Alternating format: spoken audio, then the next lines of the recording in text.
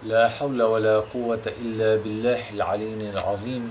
أعوذ بالله السميع العليم من الشيطان اللعين الرجيم. بسم الله الرحمن الرحيم.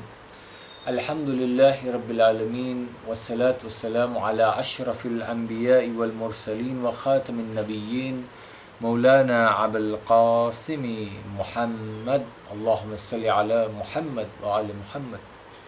We continue with our series of discussions on the Risala of the fourth Holy Imam, Risalatul Huqooq. And today we discuss a very important subject.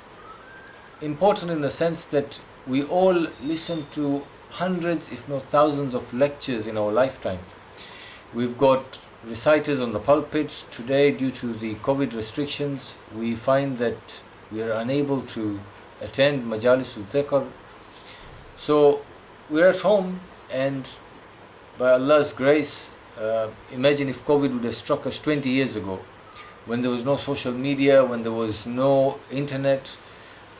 We may have had a bit of a problem getting information delivered to us. So today, thanks to social media, we've got so many speakers, so many lecturers.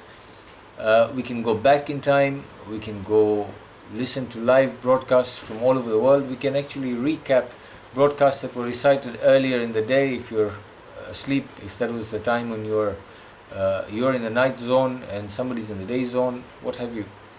So a lot of majalis, a lot of lectures, a lot of information out there. What is the right of the person who imparts knowledge to us? Now traditionally, we find it something of the norm, something we take similar to our day-to-day interaction. It's just go sit in the mosque, listen to the person who's speaking, fiddle with our phones, look here and there, wave, smile at all the other people who are around. And our minds are going all over the place because we've got so many plans before, after, during the session.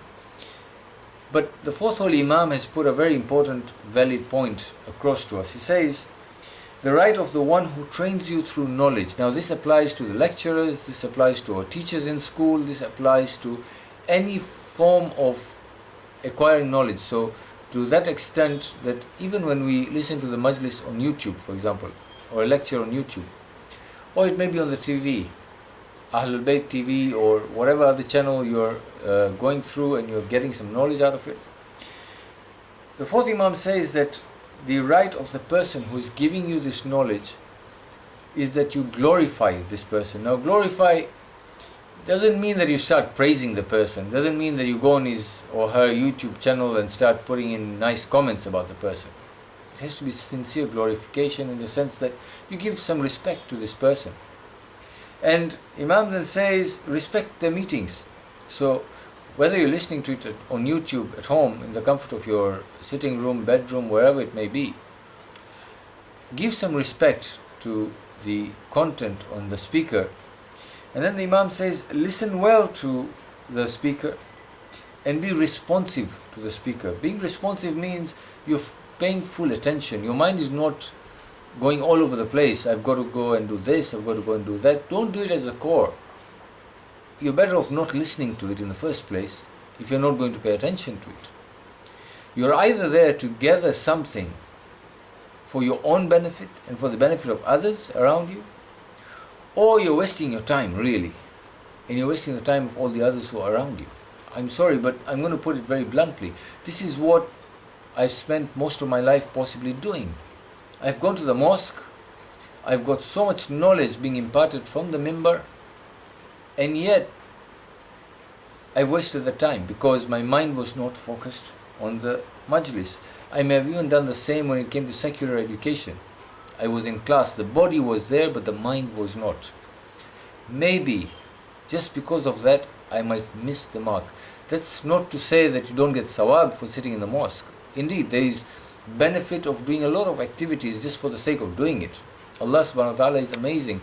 In this holy month, He tells you, if you sleep in this holy month, it's sawab. You've done nothing at all, you've just slept. All day you can sleep, and your fast is intact. You get the thawab, And that's it. It's a tick for your fast and for your thawab. But as we saw, that's not the mafhum of fasting.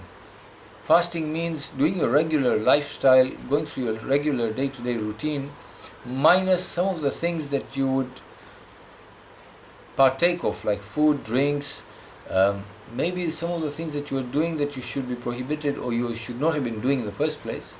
And Islam puts a bit of emphasis on this month. Control your desires, control your anger, control your imagination, and that's the cap of fasting. So the more you do within the ambit of your normal day-to-day routine, the better for you.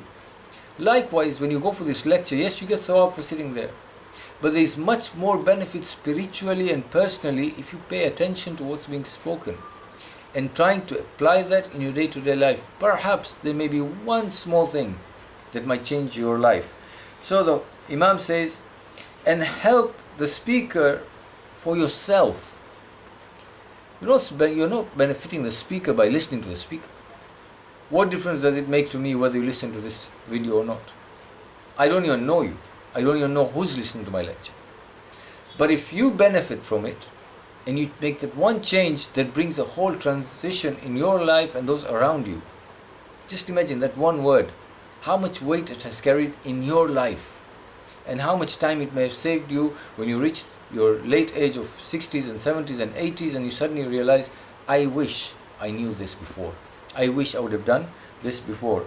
And then Imam says, you must free your mind and present your understanding to the speaker and purify your heart for the speaker. Many a times we go into a lecture hall and we've got a preconceived notion about the speaker. Amirul Mu'mineen says a beautiful thing. He says, take advice even from a fool. Somebody whom you regard as maybe a fool, somebody whom you regard as lowly, if that person has something wise to give you, if that person has some sort of knowledge that can benefit you, take it. Even if that person is a kafir. How many times we share videos on WhatsApp and other social media that don't emanate from the Islamic perspective or from the school of Ahl Bayt or from the Holy Quran. It's somebody talking about something that was discovered through scientific method. Some doctor talking about COVID. So many videos about COVID. But you may pick up bits and pieces that you bring a few changes in your life, and maybe, thanks to those changes, you're a bit more conscious about COVID and you've safeguarded yourself. Did it come from the sources that we normally traditionally take majalis and lectures from? No. So Imams have told us, take a lesson that benefits you. And then Imam goes on to say, fix your eyes on him by means of abandoning leisures and diminishing lust. Subhanallah. 1400 years ago, Imam knew a breed is going to come, or a group of humans are going to come, whose minds may be focused during a lecture on their mobile phones. Isn't that your desire? Am I not focused on who's messaging me, who's calling me, what's the latest news? Where am I during that lecture? Imam is saying focus your eyes on the speaker, not on your mobile phones and other things that are taking you away from the lecture. And you should know that regarding what the teacher teaches you. So, when you listen and you learn something, Imam says you must consider yourself a messenger for what you have learnt. And it is your obligation now to pass on that knowledge to those who are ignorant about it. Many a times I get a very nice YouTube video and I keep the knowledge to myself. Imam says no. Whatever knowledge you gain, you are now a trustee and a messenger for the person who's given you that message. Pass it on. And you must pass it on to those who you meet, of the ignorant ones. Therefore, it is binding upon you to render on his behalf property and not cheat in the fulfillment of his mission or her mission. And strive to deliver what you undertake, and there is no power but in Allah subhanahu wa ta'ala. The gist of the matter is, pay attention if you opt to go and listen to a lecture. Pay attention if you press play on a lecture on your YouTube or your TV or wherever you may be listening to this lecture. Don't waste the speaker's time, or rather don't waste your time. Speaker makes no difference to the speaker. If you pay attention and gain something useful, something that changes your life, You become a messenger for those messages that you've heard. And you need to then pass it on to others so that they may benefit from the same as well. Don't be a carrier of knowledge. Be somebody who shares knowledge. One last hadith. The more knowledge you share, the more it grows within you. It's an amazing thing. You can waste your life away gathering absolute useless stuff into your minds and your hearts. And the capacity of the mind and the heart of gathering useless information is limited.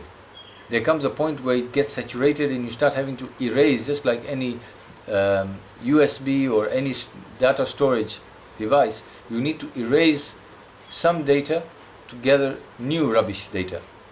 But knowledge is one thing that the Imams have talked about, and they say if your capacity was to understand and learn 10 things, if you learn 5, and this is from one of the lectures of Ayatollah Jawad Amuli, and he says if you learn 5, the capacity of your understanding and capacity of collecting knowledge multiplies and goes up to 20.